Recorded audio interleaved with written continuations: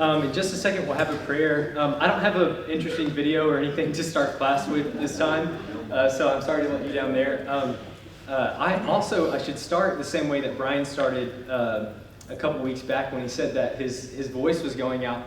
But mine is going out for an entirely different reason. I just went to the FC Friends concert thing, and you think that like after you graduate, you never have to go up and yell and scream and stuff again, but then like there were no kids doing anything. So finally the colors were like, go lead the charge. So now my voice is kind of shot from trying to hype all the kids up, I guess, which is a really interesting transition right into worship, right into services.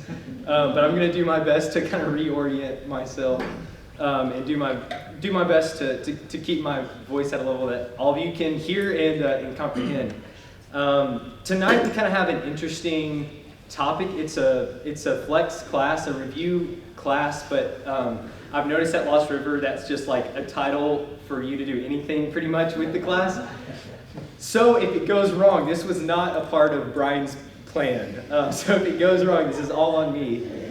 But what I was thinking about over the past couple weeks especially, and that I think kind of relates to this idea of tensions and paradox, is the idea of social media and technology. How do we navigate that as Christians? And maybe there's some people in the room that are like just face palming, like, oh no, like we have to spend time talking about this. Others, maybe you're like, okay, this is great. Like my kids, my grandkids, they're consumed with this stuff. I don't know what to do.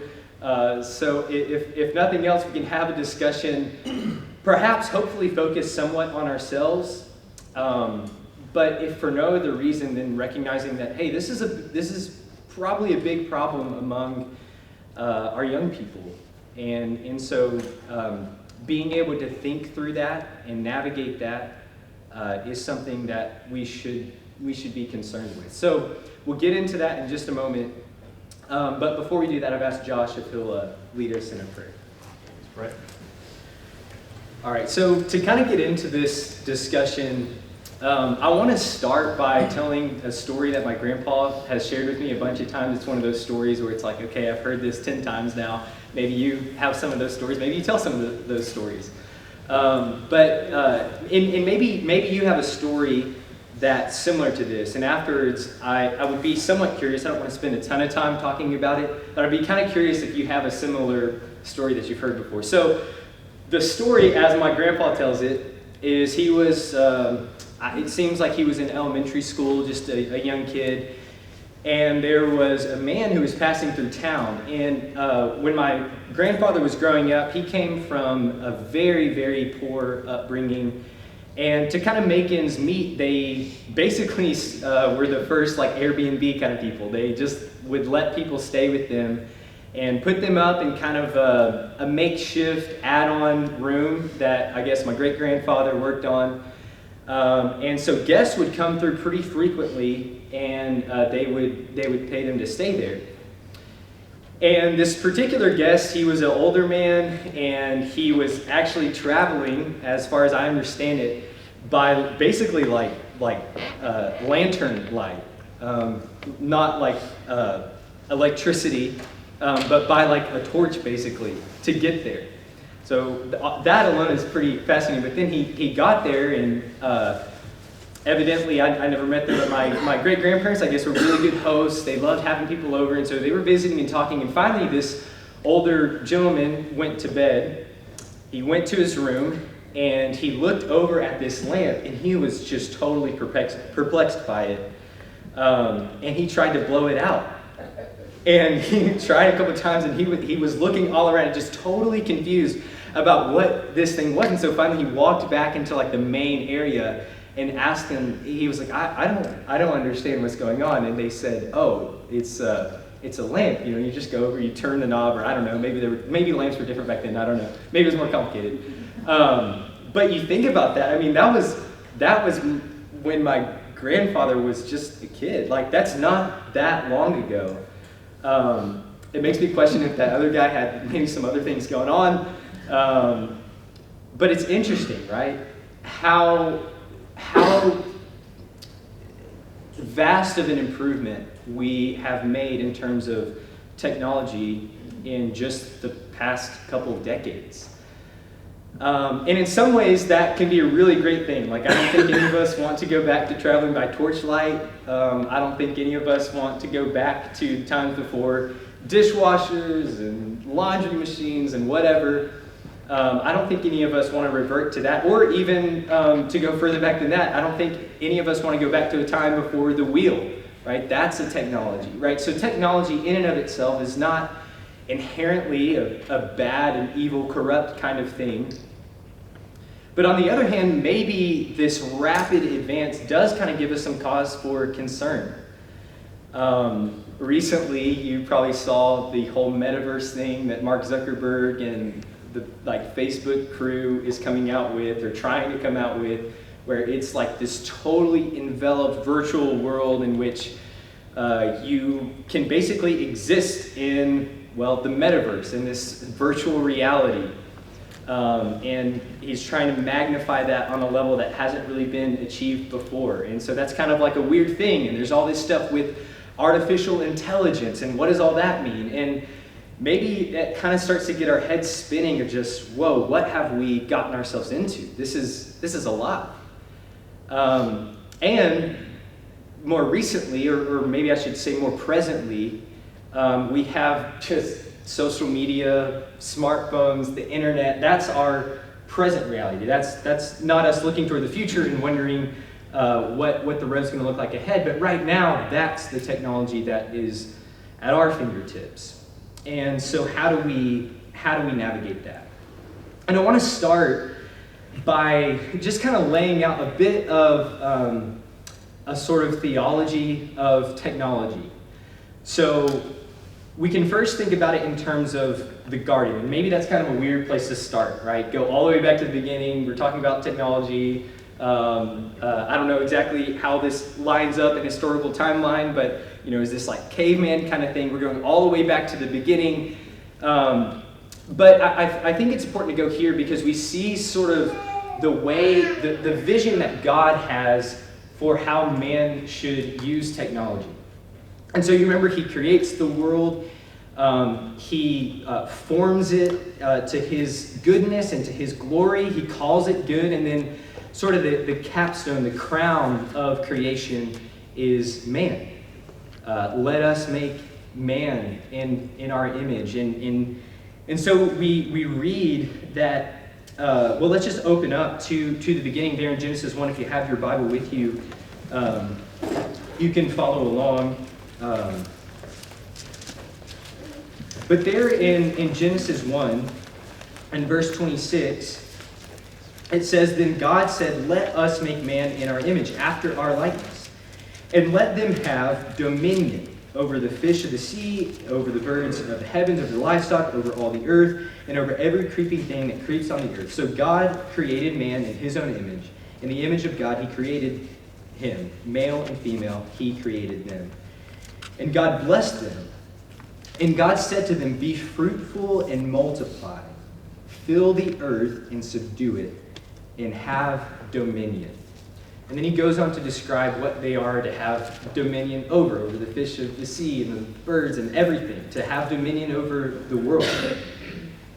And there are a few key words that I think are important for us to zoom in on here. He says subdue. He says to fill the earth. He says to have dominion.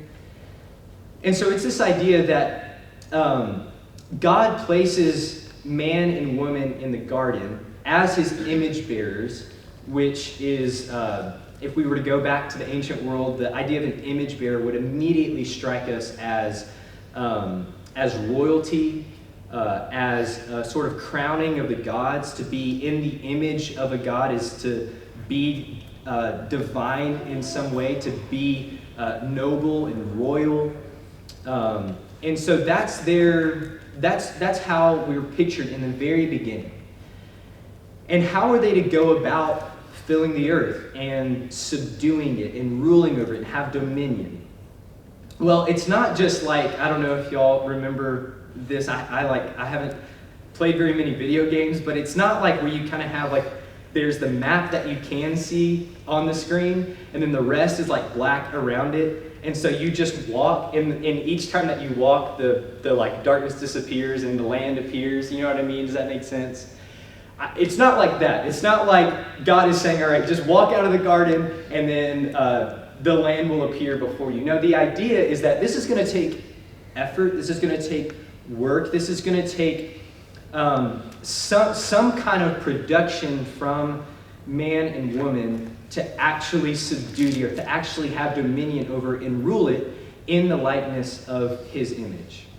And that's key, that it's in the likeness of his image, that it's not in the likeness of their image or what they desire, but they're to be his image bearers, to rule in his glory, in his goodness, and continue that into the rest of creation. So that's Genesis 1. But then in Genesis 2, we kind of zoom in and we get a slightly different picture. So Genesis 2, beginning in, let's just start in verse 1. It says, thus the heavens and the earth were finished, and all the host of them. And on the seventh day, God finished his work, and he rested. And then, let's skip down to verse 4. It says, these are the generations of the heaven and the earth when they were created, and the day that the Lord God made the earth and the heavens, when no bush of the field was yet in the land, and no plant of the field had yet sprung up, for the Lord God had not caused it to rain on the land, and there was no man to work the ground.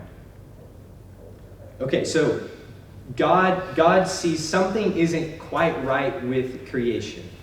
Part of the reason why the land has not yet really sprung up, why no plant of the field has sprung up, is because God hadn't caused it to rain. That's part of it. But the other part is that there was no man to work it. And so God says, well, I have a solution to the problem. I'll create man. And so, verse 7, and the Lord formed the man from the dust of the ground, and he breathed into his nostrils the breath of life, and the man became a living creature. And the Lord God planted a garden in Eden in the east, and there he put man whom he formed. And out of the ground the Lord made to spring up every tree that was pleasant to the sight and good for food. And the tree of life was in the midst of the garden, and the tree of knowledge of good and evil. Now let's skip down to verse 15. Then the Lord God took the man, and he put him in the Garden of Eden to, he says, work it, or to tend it, and to keep it. And the Lord commanded the man, saying, you may surely eat of every tree in the garden, but the tree of knowledge of good and evil you shall not eat, for in the day that you eat of it, you shall surely die. So I want to draw our attention again to a couple key words here. The words in verse 15, to work or to tend, and to keep or to protect. There's this idea that God placed man in the garden for a very specific purpose.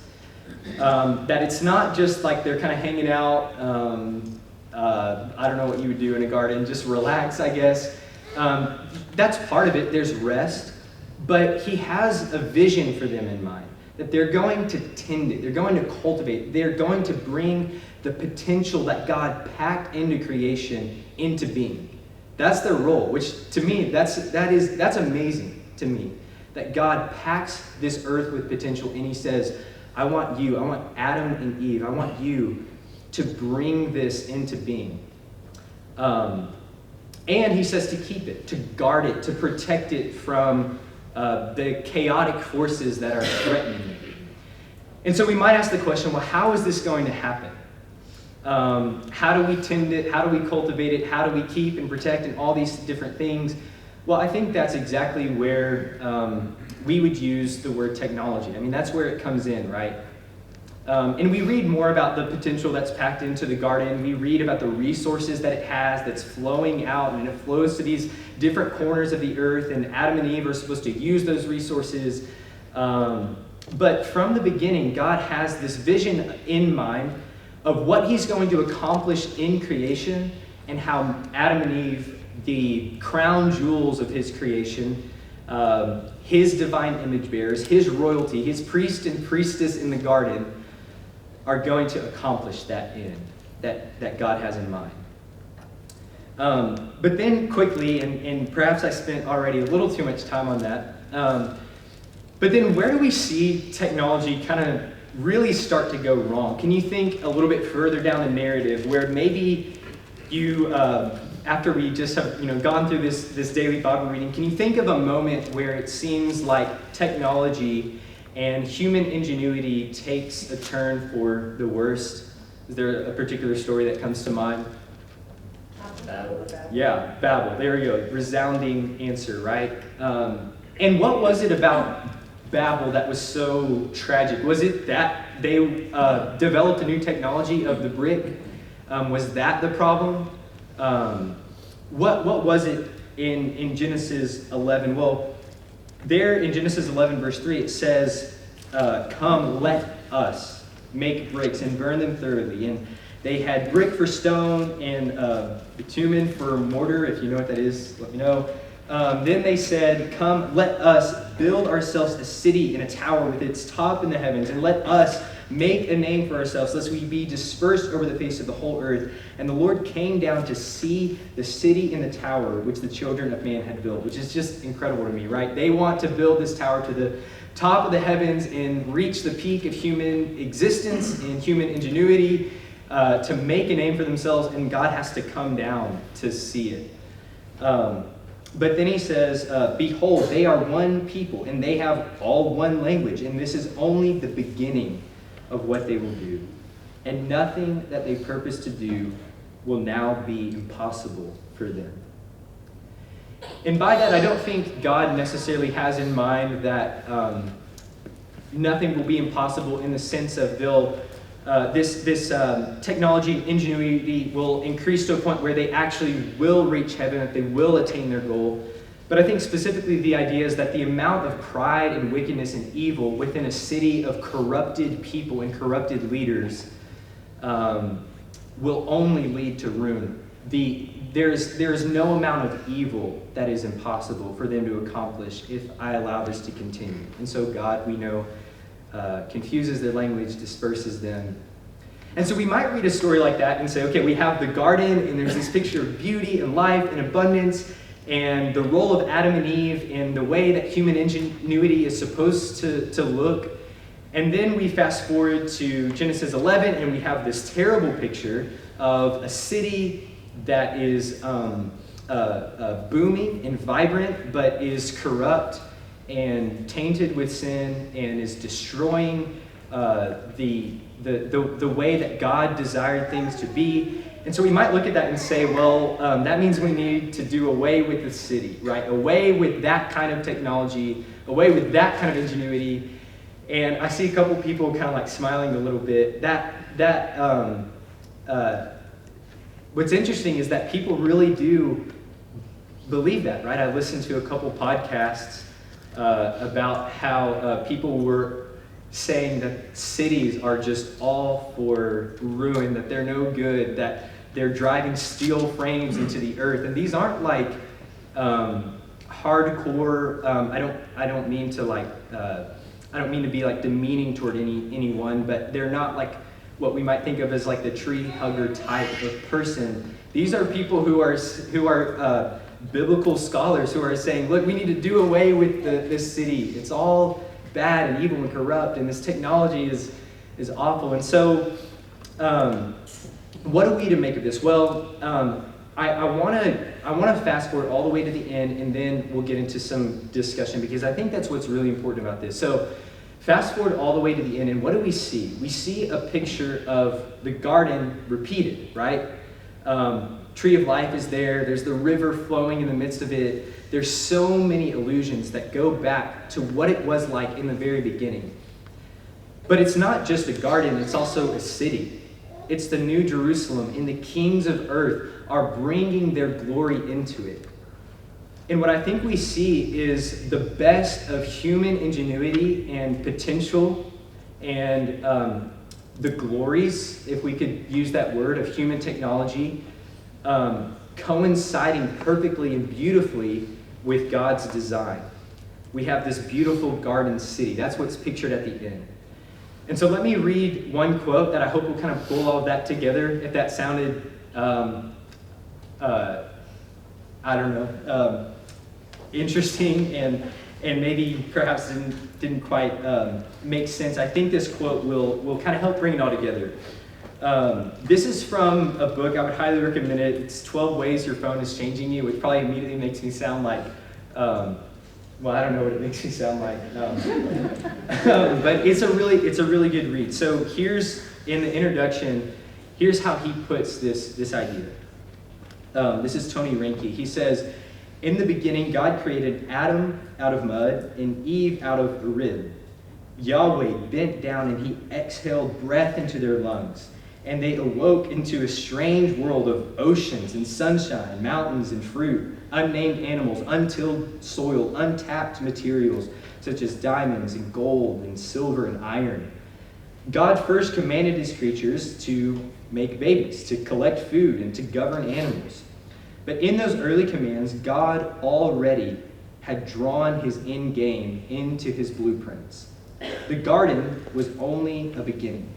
The goal was a globe of technological advancement leading to a creation so refined that the city streets will be paved thick with crystal gold, a creation radiant and luminescent that we can hardly imagine what it will look like in the end.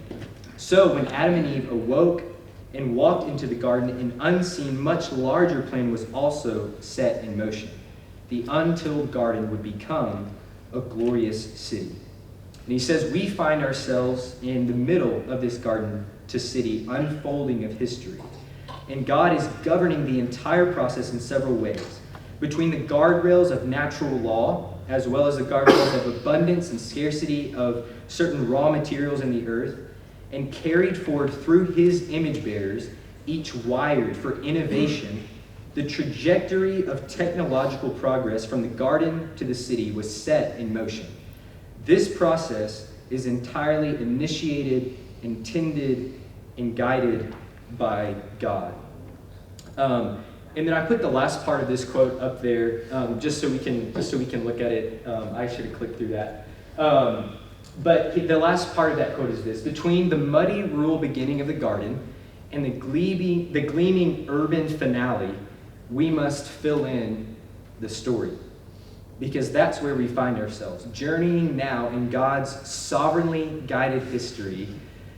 And he says, holding smartphones. I really like how he put all of that. I think that's a helpful image that he sets forth, and I love how he ends it so simply with, and this is where we're at right now, smartphones. To kind of get into some discussion about this, well, let's just start with this. Who in here has a smartphone? Okay, all right. It would be no shame if you don't, right? Apparently, like back in 2017, 86% of Americans had smartphones. 4 years earlier, it was like 52%. That's a drastic increase, and I'm sure it's probably in the 90s by now. This room seems representative of about 100%. I don't know, I might be wrong on that. It's okay. But it's interesting. This is something that's not going away. Now, in addition to that, who in here, whether it's on your smartphone or it could just be your laptop or whatever, who is on some kind of social media? Whether that's Facebook, Instagram, Twitter, TikTok, there's too many to keep count of nowadays. That's actually just, okay, so a couple have all of them, right? It's kind of hard to keep count nowadays. I don't even know. I dropped out with Twitter, I think it was the last thing. Anyway, and I like, this was shared in a lesson by Lawrence a few weeks back. I thought it was like, communicative genius when he said, "Here's what I like about Instagram." And then there was silence, right? So we know Lawrence's opinion. So everybody go and delete at least Instagram. But doesn't part of us want to say that, right? We look at some of the problems, and we'll get to that in a moment. We look at some of these things and we think, let's just throw it all away. This is ridiculous. Even the moments when I'm most attached to those kind of things, I like wake up from being trapped in it to realize this was so fruitless. This was, and we'll talk about that more in a moment. But the question is, okay, well, clearly this isn't going anywhere. Most of us raise our hands to both of those questions. And so how do we navigate it? And this is where I want to turn it over to the discussion, and really we'll focus the last part of the class on this. And so I hope to just kind of be facilitating this, but I think this is a really crucial conversation for us to have, if not for ourselves, then especially, again, for our young people. So here's the question that I want us to kick around for a bit. What are some of the limitations, and notice the progression of these, the limitations, the problems, and or the dangers of modern technology? And I want to give time, I don't normally do this in this size of a classroom, but I want to give just like 1 minute to just turn to the person next to you and have a quick conversation about that. So just turn with the people around you for just a second and think about this question. What are some of the limitations, problems, or dangers of modern technology? And in a minute or two, we'll come back together and we'll finish out the class with that discussion.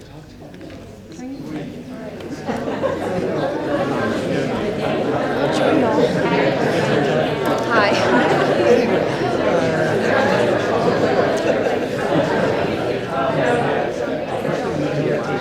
I guess one of the big ones is just information. I feel like the media is really controlled by government and business. Like it all kind of like melts into one. And I even heard that, I mean, whether or not this is true, but I heard something about like Facebook is actually specifically targeting these like church groups and want them to get on their platform and be like Facebook church and like give through them and stuff and that sort of thing. So apparently they make money off of that. So they're really targeting about 20 more seconds. So, but yeah. What do y'all think?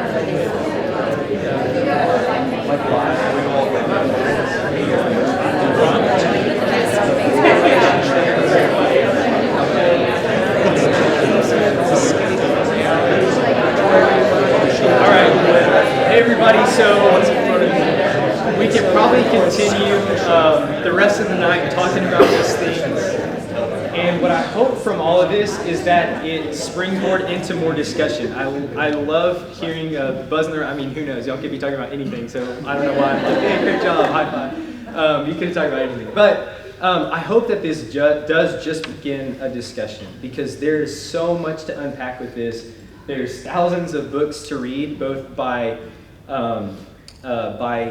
I guess, secular scholars who see the dangers of this, and there are plenty of theologians who take a very biblical approach to the problems that we face. But I hope that this just begins the discussion tonight.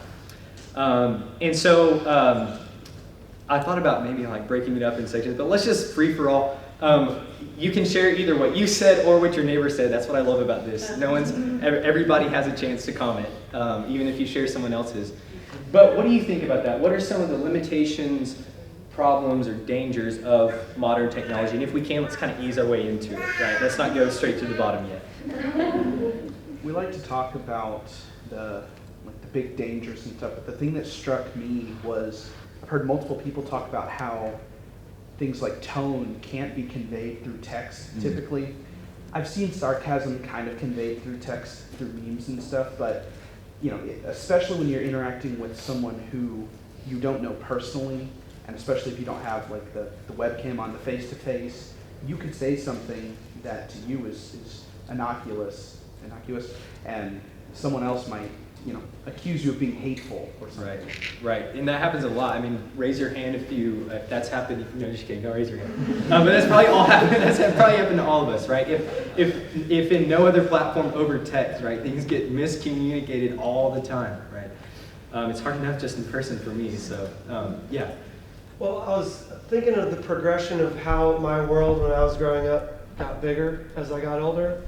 Like with my kids, they start to walk, and then the whole house becomes their world, and then they leave the front door, and now we're like, all right, you can play in the yard, and then they get their bike, and now it's like to the edge of the neighborhood, and then their car, and they're driving to school and their work, and it grows as I get older, and those age certain restrictions, all right, now you're old enough to do this. Well, now kids these days have the entire world in their phone and are comparing themselves and doing all these things, across the room from you.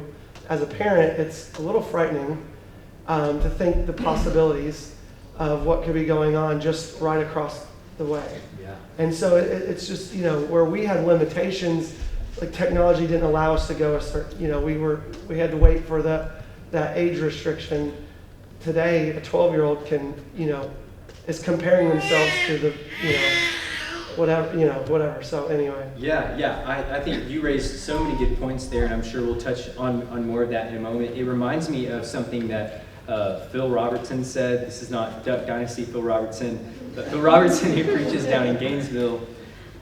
He uses the analogy of he has like a whole technology weekend that he does, and he always starts like the parent night with the like number one fear of a parent is putting your kid behind a wheel and driving, right? That's I don't know why I'm like, yeah, right.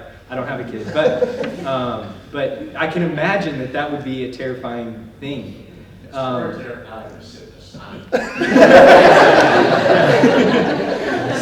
moral of the story, but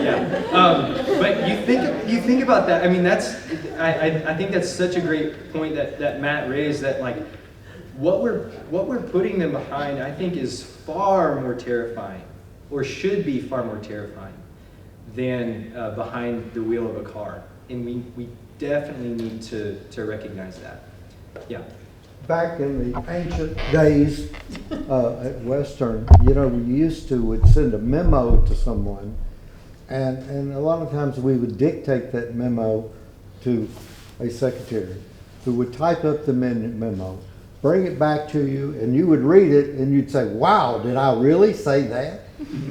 Before it ever went out of your hands. Well, and then a big problem started with email, because you would send an email to someone. Well, what happens is you're not seeing the person, and you say things that, 2 seconds after you hit that send button, you thought, man, I really shouldn't have said that. And I think this has progressed to the point that things like Facebook or some of those kind of things, you're saying things that there's no way you would say that to a person's face, particularly someone that you knew, much less somebody that you don't even know. Mm-hmm. So I think it's really, I think it's caused a lot of hostility between people that isn't at all necessary. Mm-hmm. If people would treat people as people rather than some faraway person or entity on a website. Does that make sense? Absolutely. Yeah, I think so. I see a couple hands around, so yeah. Okay, so I teach high school, and I was talking to some of my students. If you have an iPhone, it'll tell you your screen time. Okay, and I was like, okay, guys, my screen time for the week was 4 hours and 30 minutes per day. I'm like, guys, I've got a problem. What are some of yours? And I heard 9 hours, 10 hours, 11 hours. So kind of like Matt was saying, I mean, it's a problem. Like, they bring it to bed with them. They'll stay up till 4. It affects their physical health, their mental health, and it affects their emotional health. I mean, and their social health as well. They can't really communicate as well. Yeah, absolutely. Oh, sorry, I didn't mean to cut you. Oh, no, you're good. And I teach freshmen, and some of those students haven't been in the classroom since the 7th grade because of the pandemic. Wow. And so they've been at home, and they're just socially, they're not there. They've come a long way since the beginning of the year, though. Wow. But it's definitely a problem. Wow. Yeah, that's incredible. It makes me think of, what does David say? Oh, how I love your law. It is my meditation day and night. Maybe this is like the like, I don't know, the preacher in me that wants to immediately turn to like a Bible passage when you bring that up, which maybe, I don't know, that's a good thing, I guess. But you think about that, like what is our meditation all the day? 9 hours of who knows what? Maybe some of it's productive, a small bit of it, but then you get down the YouTube rabbit hole and you just keep going and going and going, and you look up and it's been right? 9 hours later, definitely something to think about. What else? I see hands all over. So. Piggybacking off that is, like physically our embodied nature is such that we are only naturally able to be stimulated by so much. There's only so much I can hear or see, and it's always within a geographic boundary. It's sort of the givenness of human nature, but with this, all of a sudden I'm connected to everything in the world all at once, and it so overburdens the central nervous system, literally, that, there goes the anxiety, and as you said, it's literally destructive to people's health, and I see people compensating for that by shutting down in their actual real person-to-person interactions. They're so overstimulated here that they've got to numb themselves somewhere, and it usually shows up in a way they don't talk to other people. Yeah, I think that's right. You raise a bunch of good points there, and this is something that we probably see in social settings. I'll just go ahead and say, I think the young people here are absolutely amazing.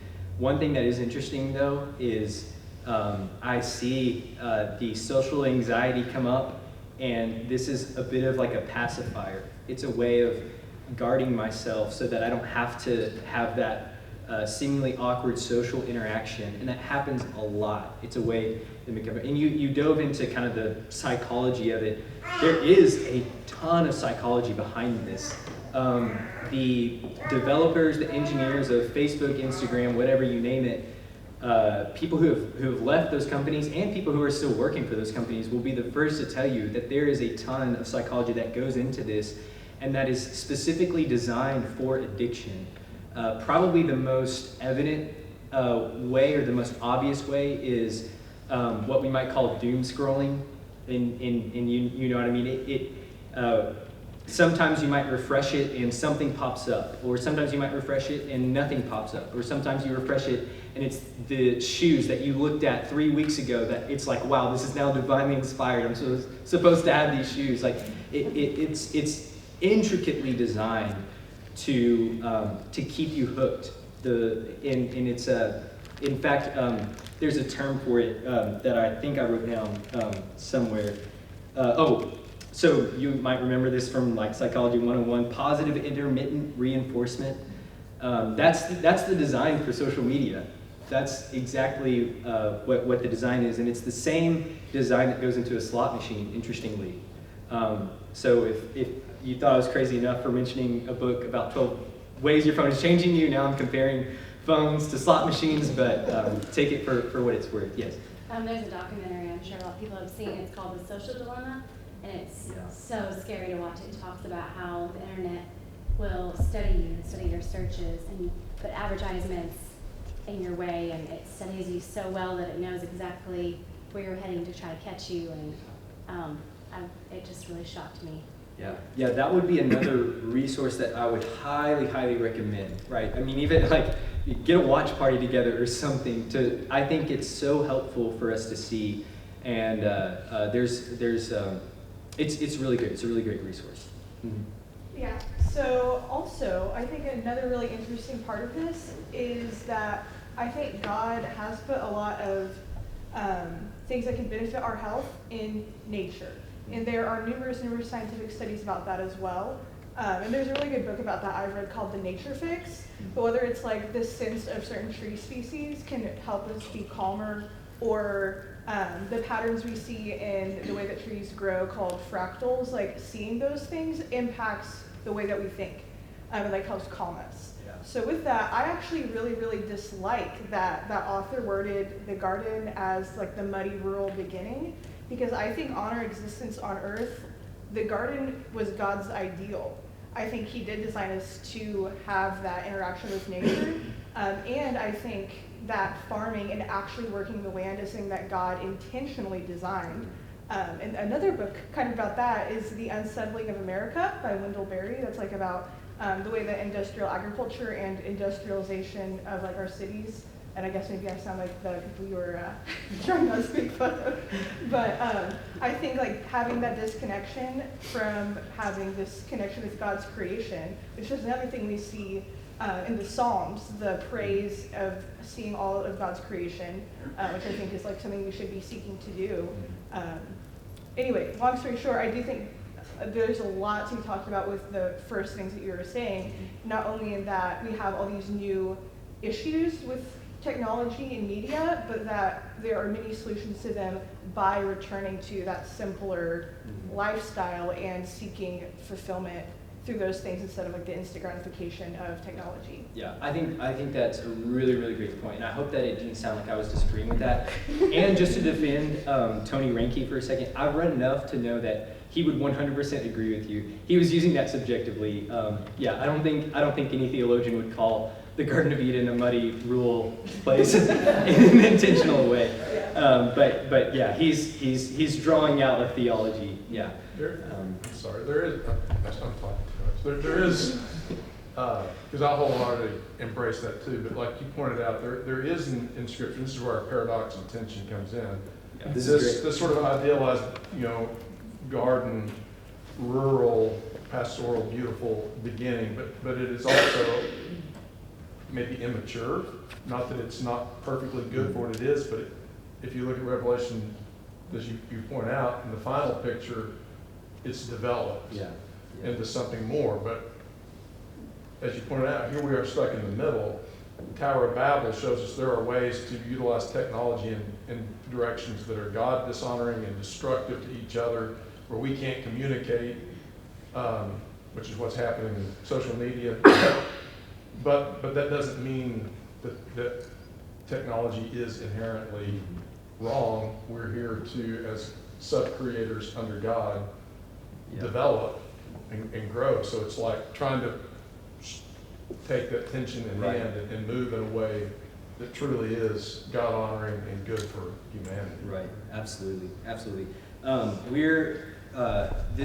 The time in all of this has, I think, really flown by. Maybe it hasn't been that for you, but I think we should kind of land this for a bit. And again, I really hope that the discussion and maybe a lot of the comments that you're maybe even holding within you and like, I want to say something, I hope that you do. I hope that you talk with other people here, that you talk with your family, your friends, whoever, and especially at Lost River, that we be mindful of this. And I think it's something that hopefully we'll return to later on, whether it's in a class or in some other way. But I think Paul is helpful here. I'm ripping this out of context a little bit, but and I don't have time to lay it out, but the Apostle Paul, he says in Corinthians, he kind of quotes the Corinthians, all things are lawful for me, they say, but he says, not all things are profitable. All things are lawful, but I will not be mastered by anything. All things are lawful, but not all things build up. I think that's, to me, one of the most helpful passages in thinking about, well, a lot of things, but especially technology and social media. If I'm going to use this, is it profitable? Is it going to master me, or can I figure out a way to master it? And can I use it in such a way that it builds other people up? And there's a really helpful quote, and this is a bit ironic because it's about a mule talking about technology, but I like the way that John Piper puts this. Don't waste your life grooming your mule. Make him bear the weight of 1,000 works of love. Make him tread the heights with you in the mountains of worship. The idea that John Piper is laying out is that whatever you use, whatever technology you have in your hands, whatever God has given you, whether it's money, resources, technology, whatever, use it to bear the works of 1,000 loads of love. Don't let it be something that just brings you pleasure or satisfaction, whatever. Use it to accomplish, well, the Edenic mandate, to be Adam and Eve, who fill the earth and subdue it and cultivate good things and bring the glory and goodness of God into the world around you. And in doing that, one small step at a time, we'll see that garden city and the beauty of it that is mentioned in Revelation, and that God is inevitably bringing about, no matter how many pitfalls we go through, no matter how many Babylons we run into, God's bringing about the beautiful new creation of the Garden City. And in some way, we're going to be a part of that. So I hope that's helpful. I hope that starts many good conversations. I appreciate your thoughts and comments.